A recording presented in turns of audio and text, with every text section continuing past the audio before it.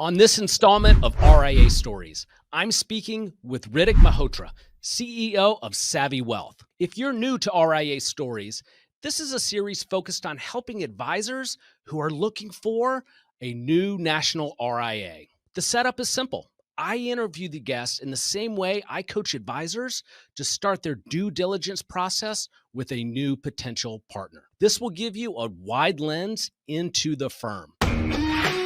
This is the Resilient Advisor Show with Jay Coulter. Ritik, thanks for coming on RIA Stories. Jay, glad to be here and excited for our conversation. All right, let's jump right in. Where does your organization fit on the spectrum of independence? Great question. The way that we look at ourselves is there are a number of the broker-dealer firms out there. There's the independent RIAs. We are effectively a platform that enables any independent advisor that wants to break away and run their own independent practice autonomously with their own kind of controls, but doesn't want to deal with the hassles of starting up their own RIA, running their own business, doing all of the things that are required in the middle and back office to go do that. So we're kind of the perfect tuck-in option across the ecosystem. And our value prop is that we handle everything related to the middle and back office and have all our proprietary technology that does a lot of the heavy lifting so that you as an independent operator can do what you do best, which is work with clients and actually go and get more clients. All right, so this question is designed to give you a wide canvas. How would you define your firm? The way that we talk about ourselves is we are a modern wealth management platform for financial advisors. And what that means is that we are providing all of the technology that enables a financial advisor to automate away all of the middle and back office work that they have to do. And that includes also providing this modern experience for them on a day-to-day basis and also extends out to the client as well. And with that, we're able to provide this, very digital-friendly experience that allows the advisor to spend most of their time working directly with the clients and other prospective clients, rather than doing all the paperwork and all the middle and back office compliance, et cetera, because we are able to take care of all of that. So We really are an efficient and effective firm that enables the advisor to do more of what they do best. I'm looking forward to digging into the weeds of that. Let's stay at a high level. What are the affiliation options at your firm? We both offer both W-2 and 1099 under our corporate RIA.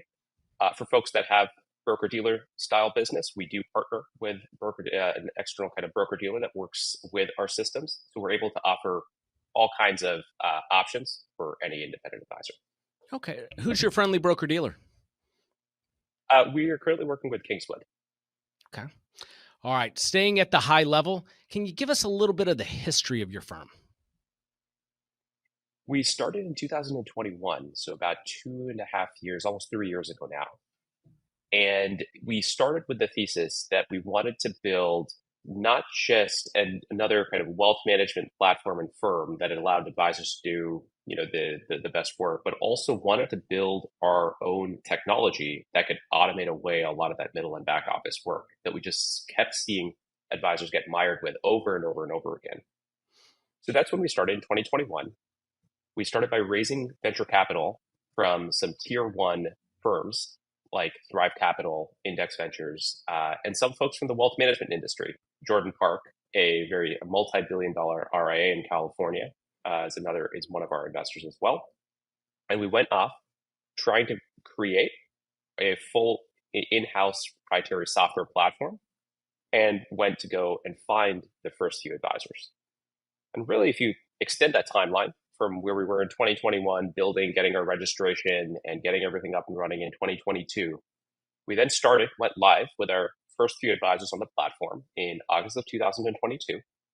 And since then, we've seen dramatic growth and expanding the advisor team, but also just expanding the software suite that the advisors are using to manage their practice and really do less in the middle and back office, and also provide that same modern experience to their end clients. beautiful dashboard, easy to access files and tasks and information.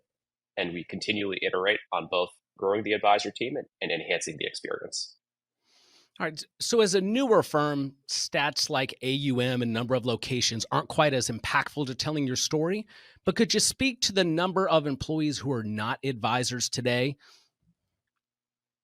Absolutely. We now have 30 employees. That includes both full-time and part-time employees that are part of what we call the platform team, really in service of the advisors and clients. And they're really kind of functioning to build the software, operations, marketing, support, and a number of other functions. I like that term, the platform team. So here's an esoteric question that's really important as an advisor goes through their due diligence process. How would you describe the culture at your firm? We asked our advisors this question.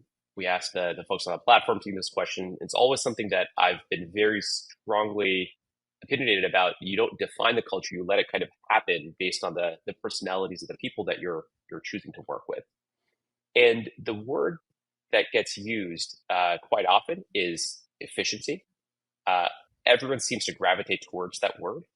And the culture in the firm is very much a get it done culture. In fact, that's one of our values, cultural values in the company, where everyone is laser focused on what is the goal and outcome we're working towards. No ego involved in who's doing whatever to get that job done. And it's just how do we get that job done ASAP. And so there's always this can-do attitude. Just if there's a question, there's someone's finding out the answer even if they don't know it, and just figuring out how to get the job done the most efficient way possible. And I really really like that. And with that, there's a really strong sense of camaraderie and collaboration because everyone realizes that we're all in this together. No one is winning any points doing things themselves, and so there's a really strong level of trust and working with each other to go and get that job done. Excellent. So I like to break up this due diligence question set into chunks. And the first chunk we want to start with here is advisor growth support.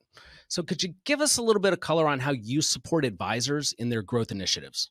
There's a number. I'm trying to think of where to start. But at the first kind of problem, maybe we can bucket into three areas. So the first area is really freeing up advisor time. So growth only happens if the advisors have the time and capacity and willingness to actually want to go and pursue growth, whether it's with their existing clients, new clients, expanding servicing, whatever it is. And so the freeing up time was our first task, and that's really where our software platform comes in. And that basically is able to handle a lot of the tasks that many of the advisors that are now on the platform were doing manually and eating up their time. And so roughly about 75% of time that these independent advisors are doing prior to joining Savvy is in non-client facing tasks. And we're able to reduce that dramatically so it frees up time to do other kind of growth related tasks. That's bucket one. Then bucket two is really offloading any of the operational burden. And this actually goes in tandem with growth because one of the unique vectors of growth is what are the service offerings that an advisor can access in order to work effectively with clients. So that could mean that it helps with growth, and when we'll dive into it in a second, because if an advisor has access to a larger suite of financial products and financial services, then they're able to attract more clients because there's a differentiated approach that the advisor is able to take and also expand the working relationship with their existing clients. It's not just investments. Maybe it's inclusive of financial planning. Maybe there's other ancillary things as part of the holistic wealth management package that they're able to offer that they weren't previously. The operations team is really focused on expanding that financial products and servicing set so that the advisors don't have to go and source out, hey, who is the best cash management provider out there? Or who is the best network of CPAs that we should be referring our clients to? And so that's the operations team.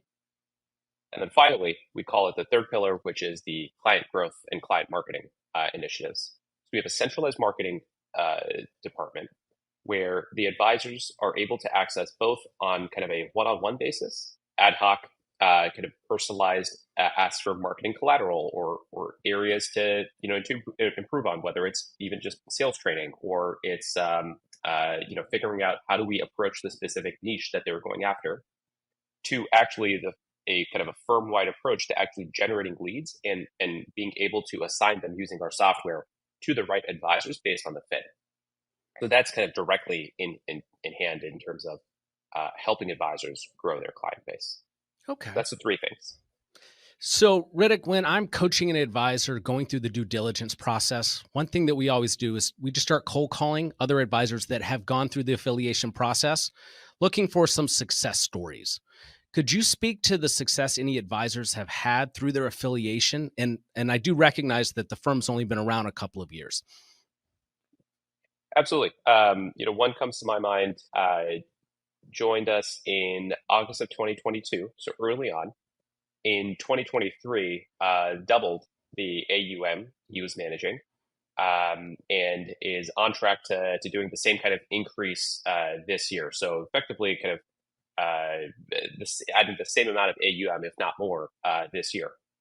And a large part of that is obviously his ability to work effectively with clients. I mean, that's the first and foremost. An effective advisor is going to do well. And the way that we're able to help them, right, again, think of it as a platform, is by automating away and reducing a lot of the time that he was spending on a lot of the middle and back office tasks. And that was really the main focus. And by removing a lot of that time away, he was able to go and kind of spend more time on building up his book of business. Yeah. A great story. Tell me, before we wrap up the advisor growth section, are there any succession opportunities inside your firm? It comes up often in terms of when we're speaking with advisors. Everyone's looking to plan in the future, which we love. We do have that option, given kind of the advisors that are on the platform. I would say are mid-career, right? They're not looking to retire at this point, but are looking to grow. So we have engaged with some advisors that are looking to for a succession plan within the next, let's call it 5 years. We do have an option to be able to transition that book to someone internally, which is great and kind of keeps the cycle going. All right. Let's pivot to your wealth management support at Savvy Wealth. Could you speak to the investment services that you provide? Absolutely. So we have a dedicated investment team along with a lot of software that actually helps service and automate away the investment operations as well. So the way that it works is that at Savvy, we've dubbed this program SWIM, Savvy Wealth Investment Management, and for a lack of creativity, but also kind of a nice, fun acronym there. And the way that we approach that is we have a set of models that we've created as base models that advisors can invest in if they so choose to, along with an infinite number of customizations that you can apply on the models based on the specific areas that the client that you might need to make changes for the client. For example, if there's a large concentrated stock position, we'd make the right adjustments to the model. And then beyond that, there's the approach of, hey, I don't need to use any of these models. I want a completely customized approach. And we have the additional software and firepower to execute that as well. So someone comes in with an existing portfolio that looks nothing like any of the models. No problem. We can use our software to actually continue managing it and then effectively manage it against some sort of criteria, whether it's specific factors, specific tilts, anything like that. So it really is this kind of onion approach. You can be as simple as you want with the models, add customizations, or go fully customized as well. And that's all included as part of the investment management program. All right. And then just to be clear, if an advisor affiliates with you and they have their own existing model suite and they want to continue using it, do you guys allow that? We do. Yes. Okay. Excellent. And what is the cost structure to the advisor and client of your investment program? The investment program, there are free options that are available for anything that is a little bit higher in complexity, or if we are having to use third-party models, there is a cost associated simply because there's some other third parties also imposing that cost. In that case, we do offer either the advisor to take on that cost themselves or pass it on to the clients. Depends on kind of what the client is already used to with third-party asset managers. And then, depending on the level of customization, there could be different areas that costs get introduced. But generally speaking, we try to be as competitive and much more cost effective than many of the other turnkey asset management platforms and also the other kind of broker dealers out there. Okay. So I do want to get into the software and technology that you offer. I know that's one of your differentiators, but in the investment management section, it's really important to understand the portfolio accounting and management software that you use. Do you use any third-party vendors or is it built in-house? So we built our own in-house suite of software, but like any software company, we have many different API connections and back-end connections to third-party software. But the advisor doesn't need to worry about that. Those are kind of powering our engine, so to speak. Okay, so if an advisor is currently at another national RIA and they're using Orion or Black Diamond and they were to affiliate with Savvy, can they still leverage those tools as part of their practice if they would like? If they want to, yes. Yeah, we do offer the flexibility to continue using the tools. Fortunately, the way that we approach the problem is if our software is truly better, then people will automatically want to switch over, and that has been the case. So even in the case that people were using other pieces of software and other systems, we're able to import them into our own pretty seamlessly, and they enjoy using our software more than the Orions and Black Diamonds of the world. I'm looking forward to digging into that. Tell me, let's go through a couple of other items in this section. Do you provide financial planning resources for advisors? We do. We have integrations with financial planning software and also kind of in-house version of handling the financial planning piece as well. And then in some cases are able to also to actually have our software actually generate financial planning recommendations for the advisor to review. None of it actually gets sent to the client unless the advisor is able to review. And that's through a lot of our AI functionality that we've developed. Do you provide any insurance resources? We have insurance resourcing as well. And that is both through fee-only partners and also for folks that want to do it through kind of a commission-based system as well. We're able to do that. And then what about tax resources? Also have tax, and that's currently there are actually, interestingly, some advisors that are credentialed to do tax filing on the Savvy platform, but it's not a formal benefit. It's more than just kind of it has happened.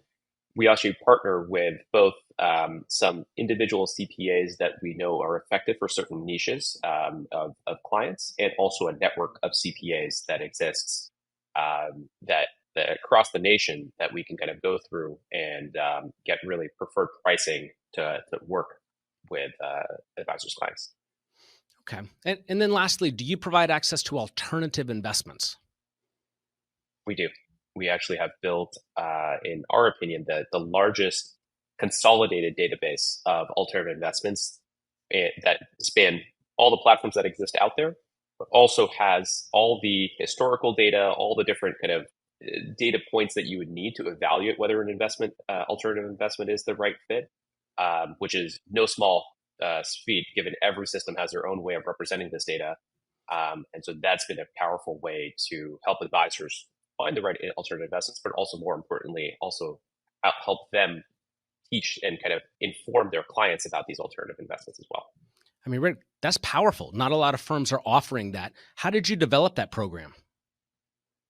It was through both our kind of operations and engineering teams working together. So finding all of these platforms, right? They're not all of them are advertising all the alternatives that they're working on, that they're offering, et cetera. So we had a pretty wide search radius to go and reach out and work with a number of different platforms, the popular ones to some of the most esoteric ones. And then from there, our engineering team was able to develop software that's able to actually scrape that data and only for internal purposes, actually consolidate and create our own database that gets constantly updated. So we're able to effectively reverse engineer a lot of those platforms' data models so that we can actually go and look at the data and consolidate into a standardized form so that the advisors can just simply look at a few filters and actually sift through thousands of different alternative options. It's super powerful, very complex, and it makes sense why other firms aren't able to do it, given that there's no standardized data set out there. But we're able to solve that approach with our in-house engineering and proprietary software. Yeah, Ritik, that's powerful. Ritik, let's switch gears and talk about the technology at Savvy. Let's start with the custodial level. Which custodians are you currently working with? So we work with both Charles Schwab and Fidelity today. Okay. What's your service been like with those custodians? It's been great. Both firms have been very helpful in getting pretty much anything done, both from the technology side and in terms of the financial offering side and support. So we've been very fortunate to be able to kind of work with the teams on both custodians, and that works from things like integrating our onboarding systems with theirs, all the way to solving client questions and issues and getting effective lines of credit for our clients as well. So we're really happy with both Fidelity and Schwab. Yeah, world-class platforms for sure. All right, let's dig into the tech. I know this is part of your fastball. CRM is so important as an operating system for running a practice. Tell us about the CRM system that you guys have built. Absolutely. So everything that we've built at Savvy is contained within the CRM. And the CRM is effectively kind of your base layer, the framework that has all the data that's related to all of the advisors' interactions with their clients, prospects, other financial products, all of that stuff, including data you're getting from the custodians and everything just put all into one place, organized in a very well structured system and just beautiful to look at and operate visually. So that's effectively what we overuse the word CRM. It's very different than just what you get out of the box with a Salesforce or something else.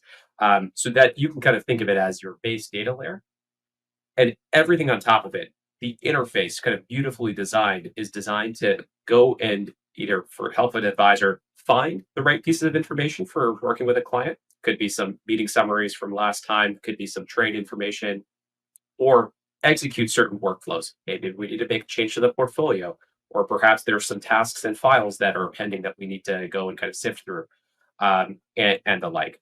It all starts with the CRM. And then what type of portfolio accounting, performance, and billing system do you use? Yeah. So for each of those, again, kind of with the CRM, we can do all of those pieces from reporting to billing, et cetera, all on top of that data.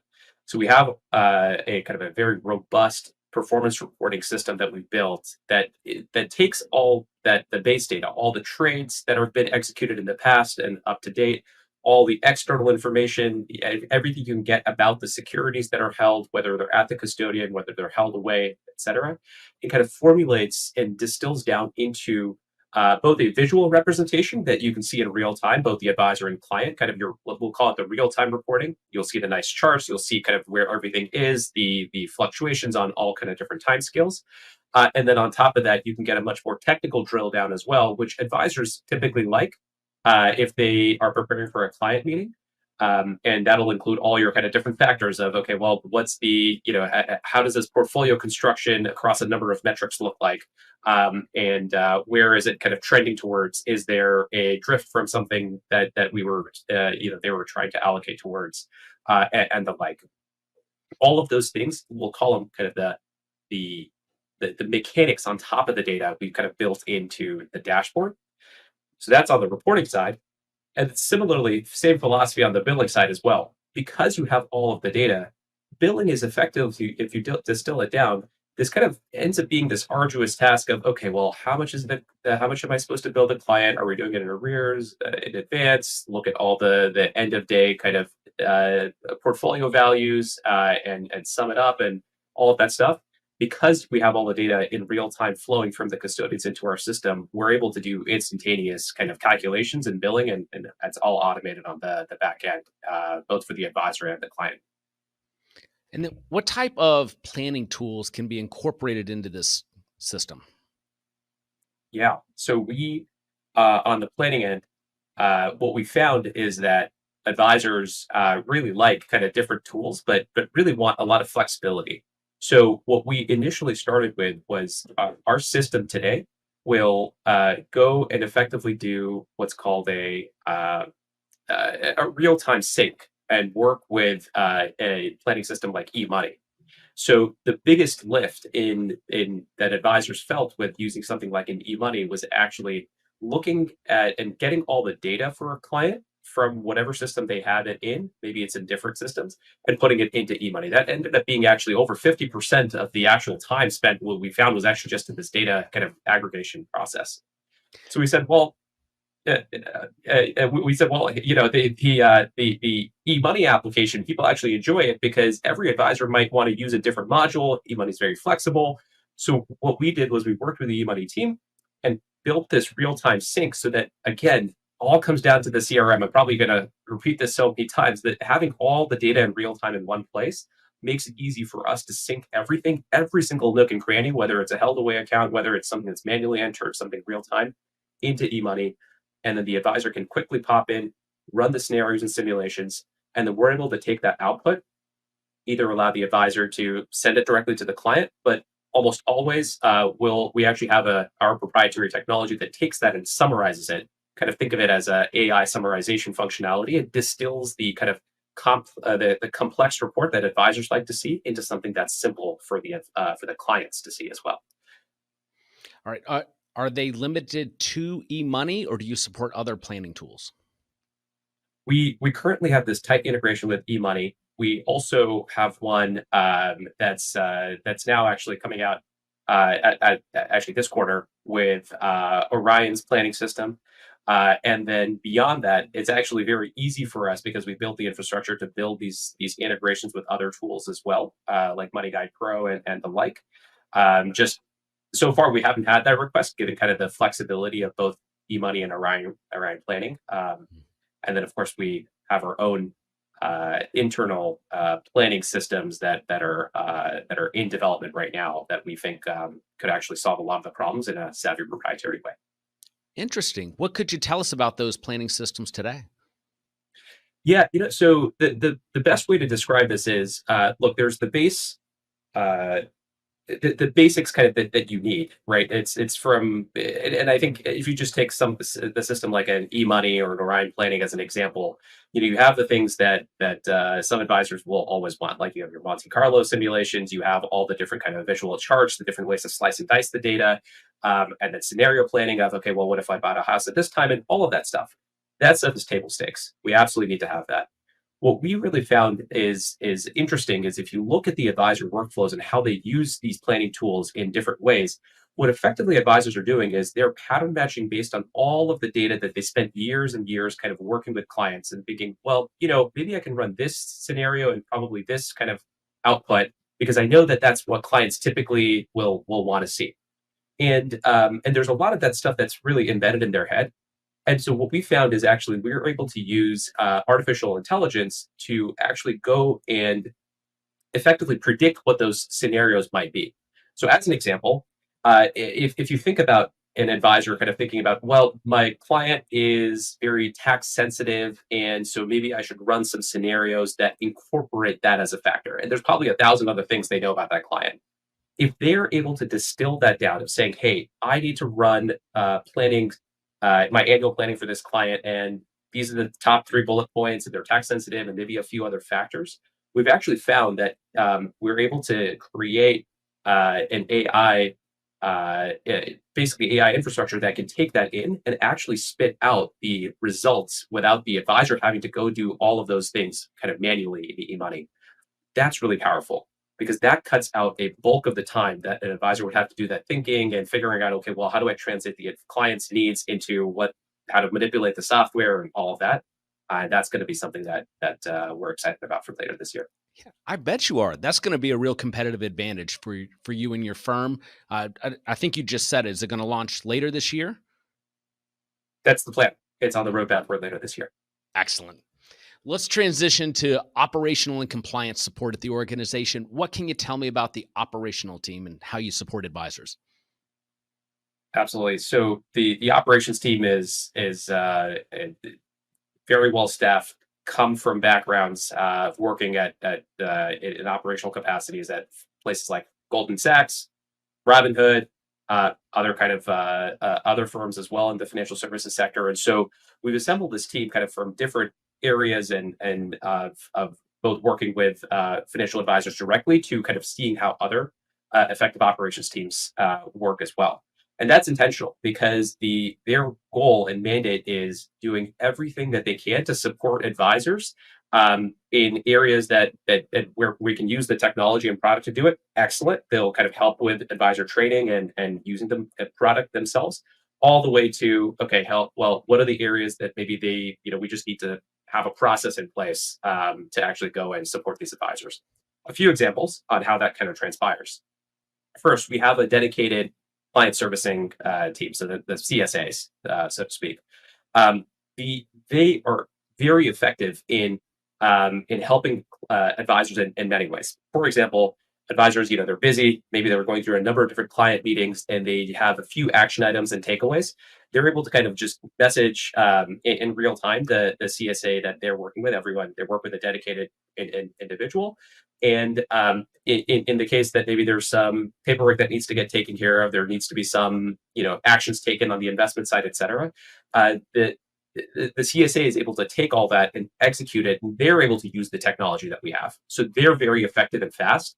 And by the time the advisor's done with their meetings for the day, all that stuff is already taken care of. So it's almost a kind of having that support is kind of another set of eyes and ears and just to help the advisor effectively kind of handle all the tasks. That's one area. The CSA team works hand in hand with the advisors and clients. Give you another example is on the investments end. We have our own kind of investment system, but the investment team under the operations team, operations org, is able to do all the kind of trade execution, reconciliation, rebalancing, et cetera. But by the way, maybe what they're doing is effectively they're able to take all the stuff that the advisors are putting into the dashboard and technology, and effectively again use the savvy technology to automatically do this, right? So we don't need a large team of investment team to kind of manually put the trades in. They're actually able to go and kind of spend a lot of their time on the research of why certain models are going to work, or construct or answer questions around the investments that advisors might have, depending on what the client needs are, or helping kind of put together additional materials while they're able to leverage the software to do all the trading, the rebalancing, the different factor tilts, and all of that, and kind of construct a portfolio very quickly, because that is actually just a data problem that the software can solve. All right, definitely a very tech-heavy solution to operational issues. An important question that I coach advisors to ask firms that are thinking about joining is the ratio of support personnel to advisors. I have a feeling that's nuanced with your firm. What is the ratio, and how should prospective advisors look at it with your firm? We get the question a lot. The way that we answer it, and I'll answer the question directly as well, but the way we think about this is what is the capacity of an operations person, whether it's a CSA, whether it's someone on the investments end, whether it's someone that's just doing general business operations across the board. What is the response time? And effectively, the way that the reason people ask the question about the ratios is they're worried about, well, what is the response time? What is the quality? Or let's maybe we can talk about it as like how many, what's the error rate, so to speak? And those two things really kind of match up. They want someone that is responsive and quick to action with as zero errors in kind of getting that action done. So those are the metrics we actually look at, because that's what people are asking about the ratios, because they're worried, well, that ratio might seem too high, or I'm not sure I feel comfortable with that. But when we show them the stats and kind of compare it with other benchmarks and firms, the error rates, because a lot of it is automated using the technology, actually makes any human error much less likely.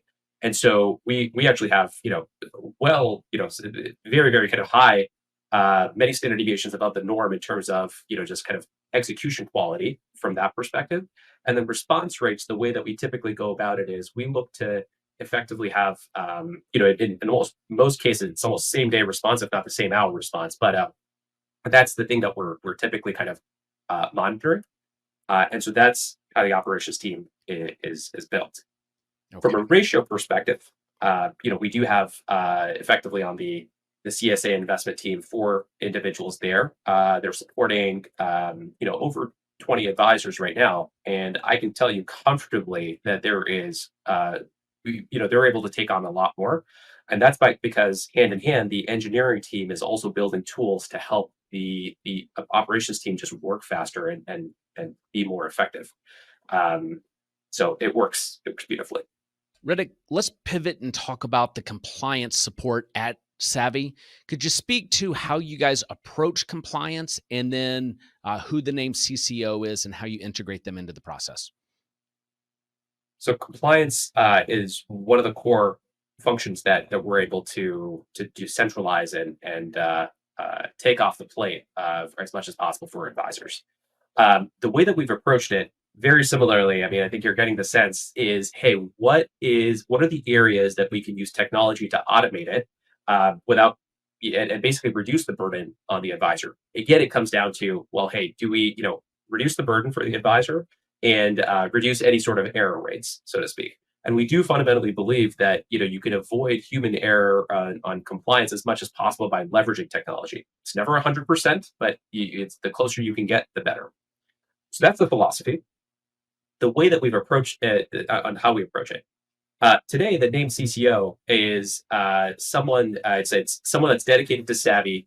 We partnered with a firm that basically provides a named kind of dedicated CCO. Her name is Tara Horn, and she's part of a firm called DFP Partners.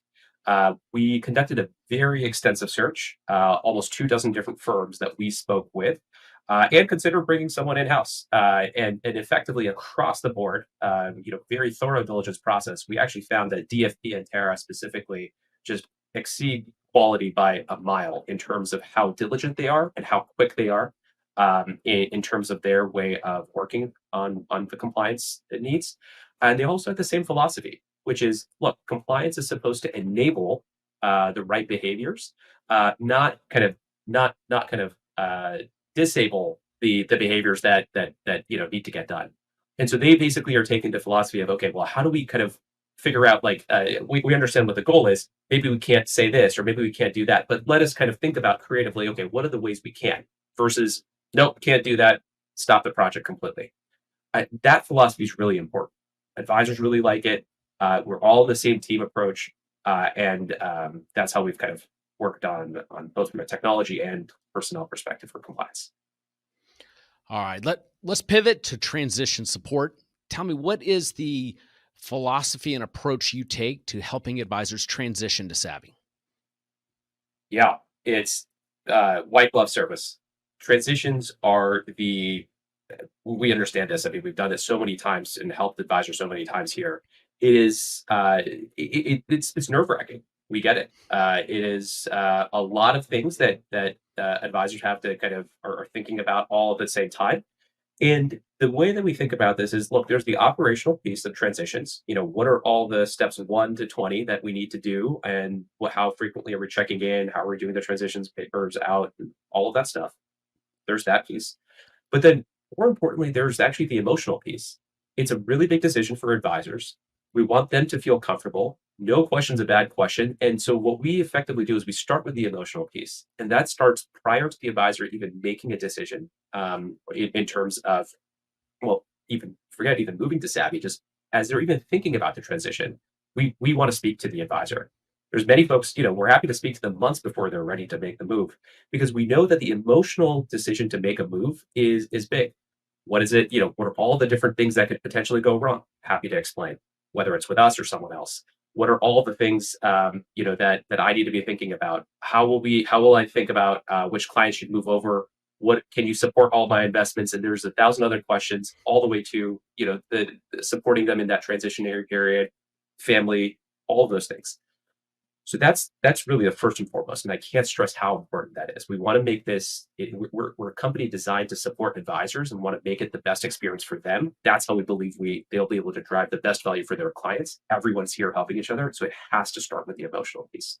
We want to help advisors, whether or not they join Savvy or not. On the operations, I think that one is a lot more streamlined. Of just look, we have a full checklist starts prior to the advisor joining. We're able to kind of spec out all of the different things that need to get done, all the way from advisor transition their licenses to the paperwork that they need. We have them go through the flow of onboarding themselves. Really, they get some practice, and then we kind of help talk them through in terms of let's do some kind of mock calls in terms of how to kind of explain the transition with your clients. We'll go through the clients and say, hey, maybe these clients need a little bit more attention, and all of the different nuances. Everything is gamed out, and there's a dedicated operations person that's helping them every step of the way, keeping them organized. Because we want the advisors only focused on speaking with the clients. Will help do everything else. Do you outsource any part of the transition process? We don't outsource it. It's so critical that's something that's all in house. Yeah. Okay. And then do you provide any financial assistance during the transition process? We are able to kind of help with bridging the gap in that portion as well. Okay. Let's switch and talk about economics. And I like to keep these conversations at a very high level because every deal is different, every advisor is different, and these can change over time. But at a high level, could you first review the affiliation options with Savvy that an advisor could explore? Absolutely. We have a 1099 option and a W-2 option. And the way that we support advisors on each of those structurally actually is minimally different. But basically, with the W-2, of course, there's the benefits of the having a Savvy employer branded 401k, the health benefits, et cetera. And on the 1099, of course, you get the benefits of being an independent contractor. Perhaps you want to, there's the benefits from we still help the advisors get health benefits. We set up a solo 401k and all the other pieces as well, kind of as an independent contractor is able to do. And we've kind of negotiated these more attractive health rates for 1099s as well. So the way to think about it is, there's some that are just kind of cookie cutter out of the box for W-2s, easy kind of plug and play. The 1099 is a little bit more flexible, but we've kind of mapped all the things that a W-2 would be getting and provided options for advisors to have that as well. So if you don't mind, could you review the affiliation options with Savvy? Absolutely. We have two options, a 1099 option and a W-2 option. The way that we've mapped it, we want to make it easy for the advisor to make a decision between the two. On the 1099, we get a standard set of what Savvy has already constructed in terms of health benefits, other kind of ancillary services related to the benefits. You get a 401k plan, et cetera. And that's standard 10 W-2. On the 1099, usually what we found is advisors who want that structure are kind of having to find their own health plan and 401k, et cetera. So what we did was we mapped all of the things that a W-2 gets out of the box that Savvy has elected and actually created options for advisors on health benefits, 401k, and kind of go down the list so that they can still easily access those. And we've kind of taken that mental lift off their plate. For example, on the health benefits, we've actually used our kind of negotiating power as a conglomerate to go and negotiate better health rates that they would get as just finding the benefits themselves. And so that's the way that we've approached the problem. We want to make it as easy as possible to make a decision and make it easy to go W-2 or 1099. Easy and clear to understand. Tell me, do you guys charge platform fees to your advisors? No separate platform fees. There's no additional monthly fee, fixed dollar cost, or anything like that. All right. So no technology fee either? That's correct. Okay. And how does your billing work? So billing, working, I'll speak for both clients and advisors. With clients, the advisor is setting the rate that the client is paying. We have all the flexibility to do both as a percentage of AUM, fixed fee, hourly engagements, kind of all the like or a combination. And that is effectively done in quarterly in arrears. Once that's collected with the advisor, The billing is obviously dependent on the contract that we have with the advisor as a percentage of the total revenue collected. Given that structure, do you tier payouts to advisors? We can in some cases. So it all depends on kind of what the advisor's motivations are. This is what we discussed prior to them joining Savvy. And so we've been able to kind of be very flexible and actually have some tiers in terms of production. And there's a lot of factors that go into it, but we have that ability and have done it. Okay. Do your advisors own their book of business on the 1099 or W-2 model? Yes, that's actually one of the key differences, I believe, with our platform is that regardless of 1099 or W-2, the advisors will own their book of business in either case. Are there any restrictions for advisors when it comes to disaffiliation should it not work out? No restrictions.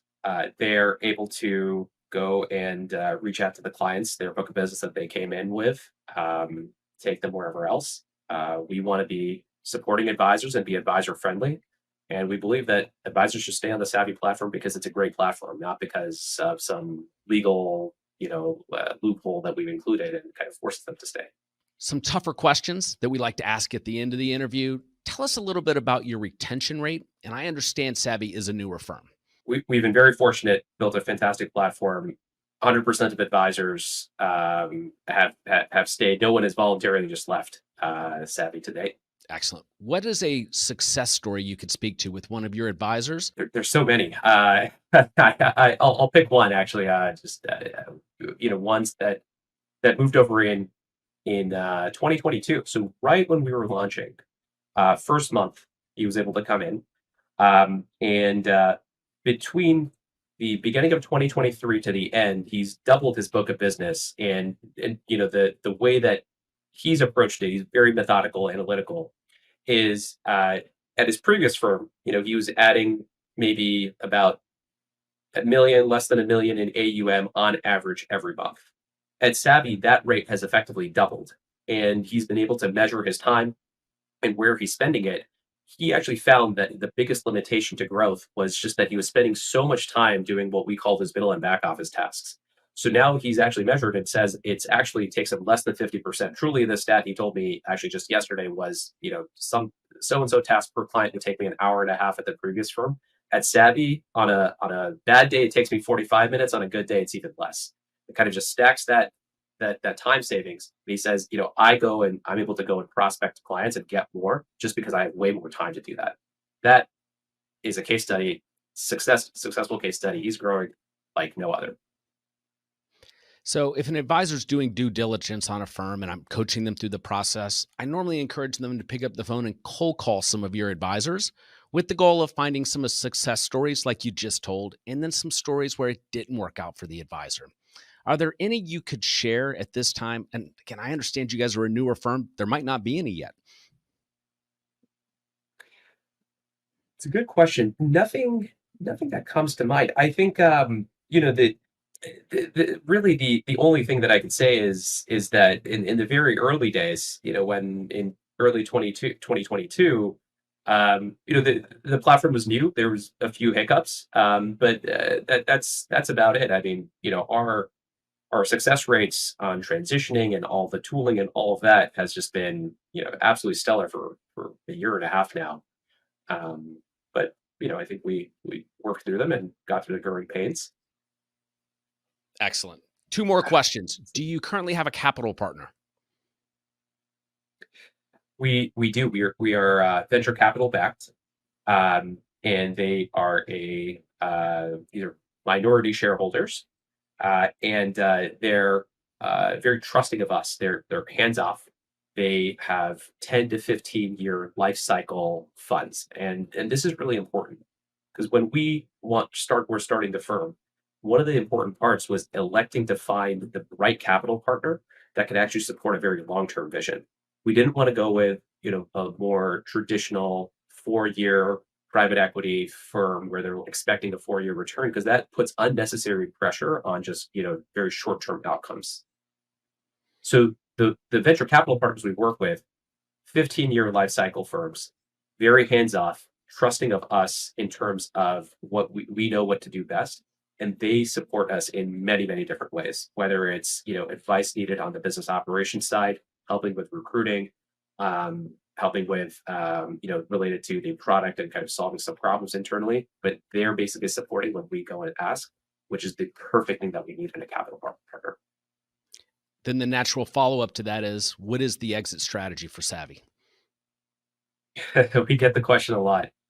The best way to put this, and just bear with me on this story here, is prior to starting Savvy, the reason we started was we found that this was a very unique opportunity and an acute pain point in the industry, right? Where we felt that there was a lot of these renditions where technology was trying to eliminate the financial advisor with the robo-advisors, et cetera, out there. And that's what wealth tech, or the kind of the 2010s version of wealth tech, became. We felt that actually is the wrong approach. And if you think about it, the market is so wide in terms of how many financial advisors are out there, yet they're so underserved with the technology and from a firm level that really acutely solves their pain points and makes them far more effective. And that was kind of our thesis. And we, based on that, we, from day one, basically said, this is such a big opportunity that we have the ability to build a long-lasting, enduring, sustainable business that we can go and take public one day. And that continues to be the goal. We're on that journey, hyper growth right now. And we do think that the opportunity is so compelling as we continue to build the firm out, that one day the exit opportunity here is to, go take the company public and keep it running. Excellent. Ritik, where can viewers and listeners find out more information about Savvy Wealth? You can, many different ways. SavvyWealth.com. A lot of information there. You can find us on LinkedIn, on Savvy Wealth. We'll post regularly on there. Anyone wants to talk about learning more about Savvy, reach out to me directly. Ritik, that's RITIK, at SavvyWealth.com. I'm always happy to chat. Many folks on our team are happy to chat. We love doing this, and we want to make sure that everyone has the opportunity to learn more.